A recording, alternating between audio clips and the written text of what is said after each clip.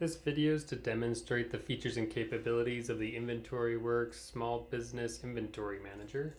As you can see from this navigation bar up here, Small Business Inventory Manager provides all the necessary modules you need for purchasing materials or procurement, using those materials in a production order to create a finished product assembly, including backflushing sub-assemblies or items on the bill of materials, and even decrementing inventory when an order and invoice is fulfilled. Each step in the process creates an inventory log and affects the inventory summary, which is your inventory management piece. So let's get started. Let's create a purchase rec. We're in the purchase requisitions tab here. We'll create new.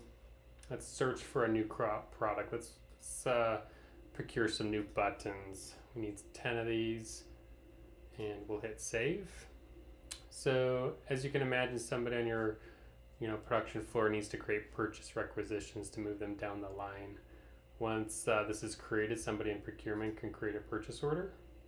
They're going to see any product vendor records created. So it looks like we can source this button from the button company or the connector company. Let's choose the button company.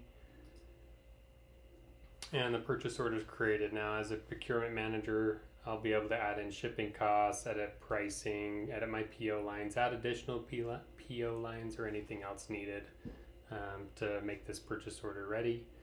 When my receiving team actually receives this at the dock, they'll hit this button up here, receive PO lines and buttons. How many are there? It's going to ask them to confirm just to make sure that there's no inventory discrepancies. If there's not here, it'll actually take them down a different path. For now, we'll show them that they received 10 PO lines. Now, if we go into this button product and we click on this inventory tab, we're going to see that we now have 10 in inventory in this inventory summary up here. This inventory log here, we're going to notice that it's going to increment every time we do a transaction that has an inventory adjustment alongside of it. We're going to see this log continue to grow, and we'll have an audit log of the inventory for it. All right, now we're actually going to go ahead and see how the production module works. So if you can imagine building a product that has various parts that go into creating the final assembly, that's what we're going to demonstrate here. So let's first go check out the part that we're going to build. So we're going to pretend we're going to build an iPhone 15. If we go to the details related on this product, we see a bill of materials. So I've already gone ahead and added an LCD screen, a motherboard, a couple buttons. You'll see the quantity here is 2 for the buttons, and an enclosure. So a simple final assembly product requires these 5 items if you count 2 buttons, in order to build this iPhone 15. So what we would want to see in inventory is an iPhone 15 quantity of 1 in inventory, and -1, -1, -2, and -1 in inventory for all these sub-assemblies, because it's going to backflush those components. So if we go to our production log here and we create a new one, we're going to build the iPhone 15. Let's just build one today. It was built by Bob. It was an each unit of measure. I can put in some other notes. I can put some quality checks if it was checked by somebody. These are just informational fields. And we're going to hit save.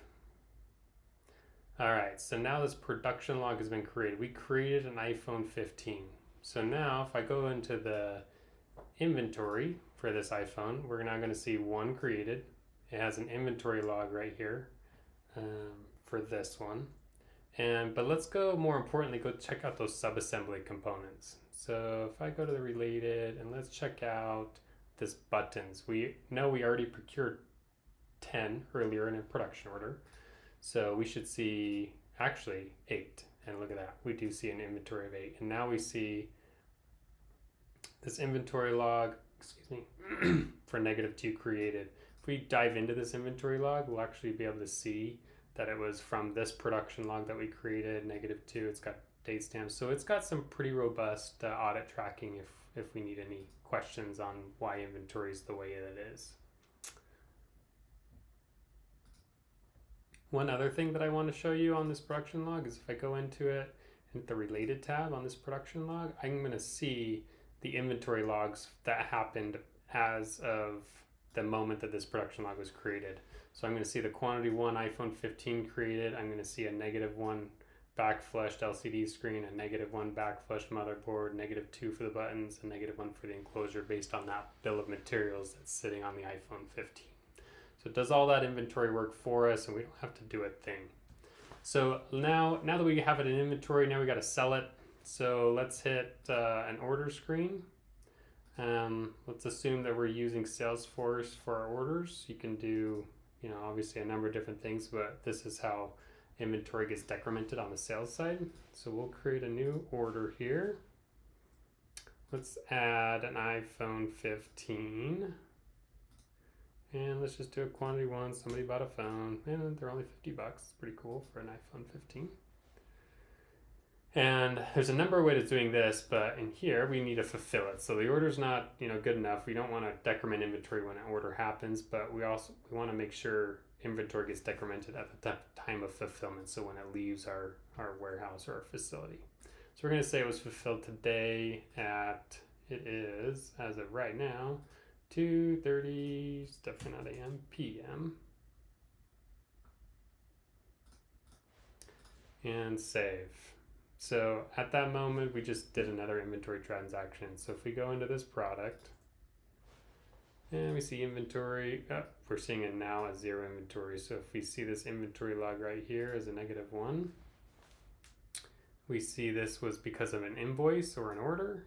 An iPhone 15 was purchased, it removed one from inventory, and it even has our traceability down to the order product. So this is the product that was on the order. We can dive into that and drill into and find our original order as well. So that's how we decrement inventory. We do have a number of other tools to keep track of inventory well. So we have inventory adjustments. So if we're doing cycle counts, or for a number of reasons our inventory's off, we catch it, we can do just a direct inventory adjustment. So let's say I'm just doing inventory, a cycle count on here. I actually see that there's 5 out here on the shelf. So we need to update 5, do a cycle count quantity of 5 each. The reason was cycle count. Found 5 units in the back room. I'll go ahead and save that. And that updates our inventory to 5. Now we can also do a different type of inventory adjustment. Instead of a cycle count, we can actually just do an adjustment quantity. Say, I'm the owner, I just took one and put it in my pocket.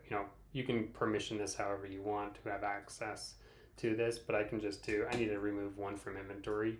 You can do the adjustment quantity instead of the cycle count quantity here in order to do that. I took 1. So now we're going to see that inventory at 4 because we had already done adjustment to 5. So again, inventory logs, we're seeing this transactional history of what happened on all of our inventory purchasing.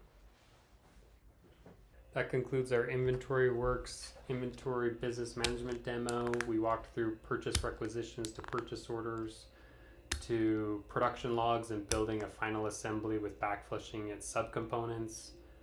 We watched how that adjusted inventory with an audit log in our inventory logs. We showed how we could do inventory adjustments and cycle counts, and then ultimately how once we fulfill orders that decrements our inventory as well. If you have any questions, please reach out to us, but we're happy to answer anything you have.